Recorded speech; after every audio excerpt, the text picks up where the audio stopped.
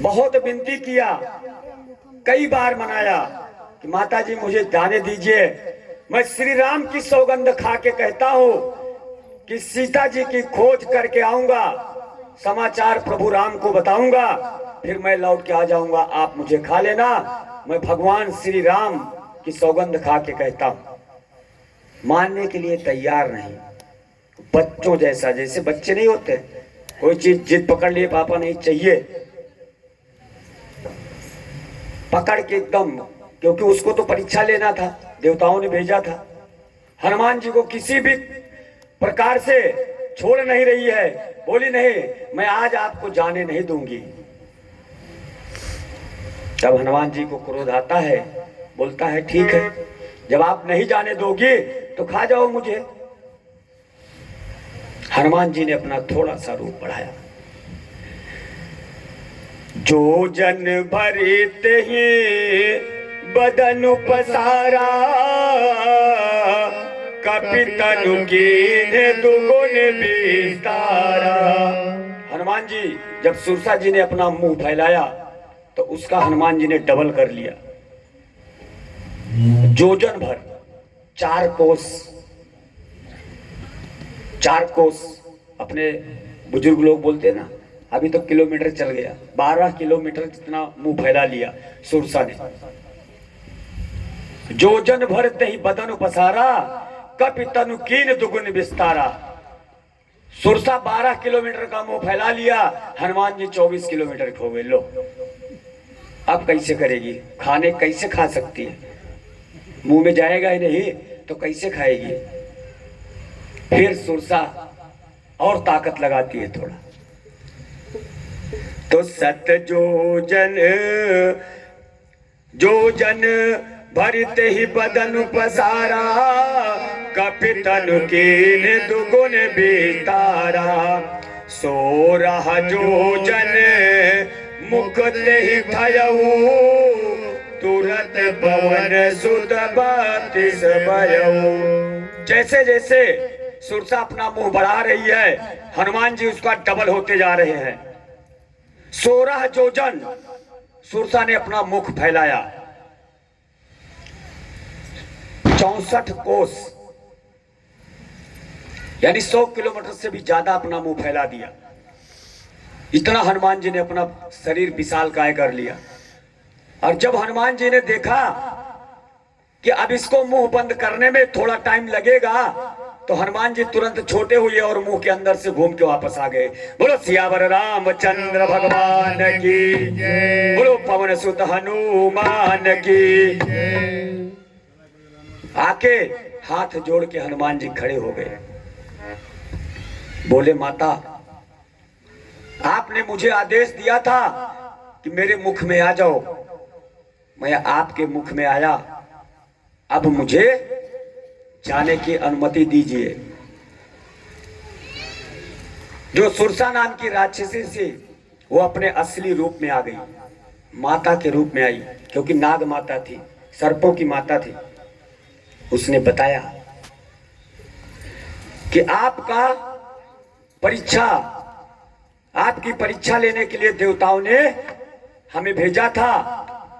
मुझे पूरा विश्वास हो गया है कि रामचंद्र जी के जितने भी काज होंगे आप उनको सफल करेंगे। बोलो पवन सुत हनुमान की जय।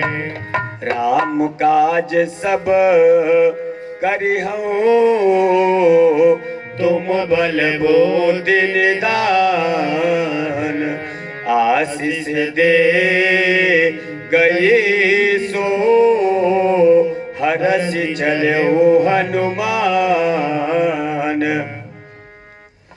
माता सुरसा ने हनुमान जी को आशीर्वाद दिया कि मैं आपको आशीर्वाद देती हूं कि भगवान श्री राम के जितने भी काम होंगे आप उनको करेंगे, क्योंकि तुम बल बुद्धि विद्या सब में निपुण हो, ये आपने साबित कर दिया है। और आशीष दे करके अंतर्ध्यान, वो माता सुरसा अंतर्ध्यान हो जाती है। इसके बाद फिर आगे बढ़ते हैं।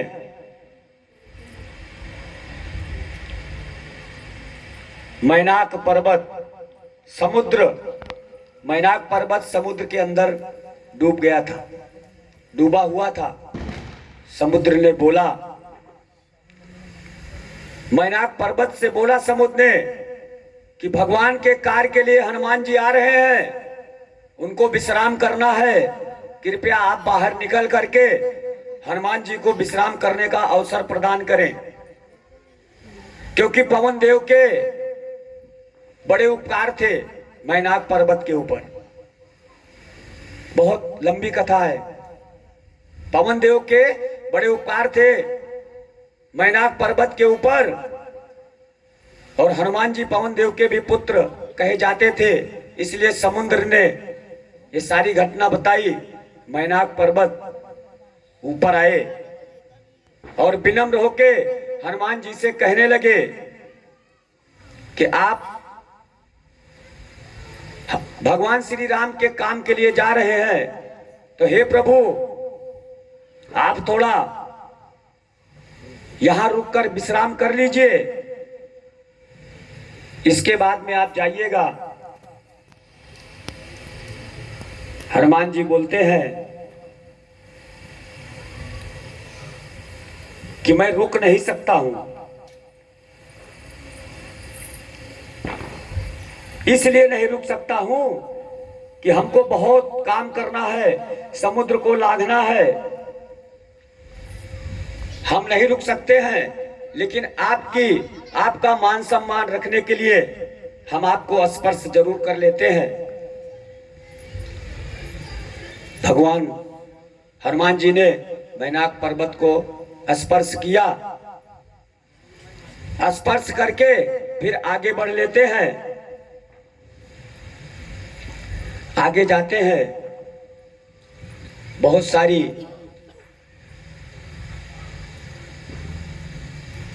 आगे समुद्र में चल रहे हैं। वहां एक राक्षसी ऐसी थी जो परछाई, ऊपर अगर कोई उड़ रहा है तो परछाई पकड़ के खा जाती थी, बहुत भयंकर थी।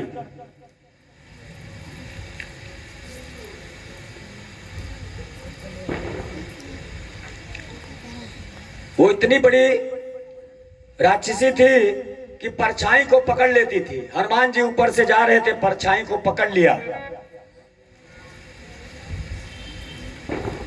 और धीरे धीरे हनुमान जी की शक्ति कम होने लगी।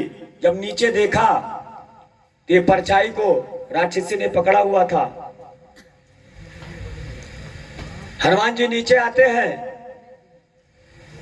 राक्षसी और हनुमान जी का बड़ा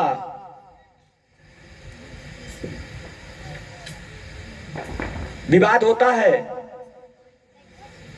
और ये राक्षसी बाद में हनुमान जी के हाथों द्वारा मारी जाती है। मार करके हनुमान जी फिर आगे बढ़ते हैं। बोलो पवन सुत हनुमान की जय। फिर हनुमान जी आगे बढ़ते हैं, राक्षसी का वध भी करके हनुमान जी आगे बढ़ते हैं। समुद्र पार करके हनुमान जी लंका के बॉर्डर पे पहुंच जाते हैं। लंका के बॉर्डर पे पहुंचते हैं तो देखते हैं नाना तरु फल फूल सुहाए, खग मृग बीद देख मन भाए, शैल विशाल देख आगे, तापर धाय चरण में जागे। बॉर्डर पे पहुंचते हैं हनुमान जी। पूरी लंका सोने की तो थी, पूरी लंका जगमगा रही थी। हनुमान जी ने कभी ऐसा देखा ही नहीं था। वानर थे, जंगल में रहने वाले अचानक शहर में पहुंच जाएं तो अजीब सा लगेगा ना। कोई भी इंसान आज प्रतिष्ठा के लोग बॉम्बे पहुंच जाए तो अजीब लगेगा। कोई भी नए स्थान पे जाने के बाद किसी चीज को जब हम पहली बार देखते हैं तो बड़ा अच्छा लगता है। कोई भी वस्तु, चाहे वो शहर हो चाहे गांव हो, किसी को भी जब पहली बार मिलते हैं तो बड़े हाव भाव से मिलते हैं।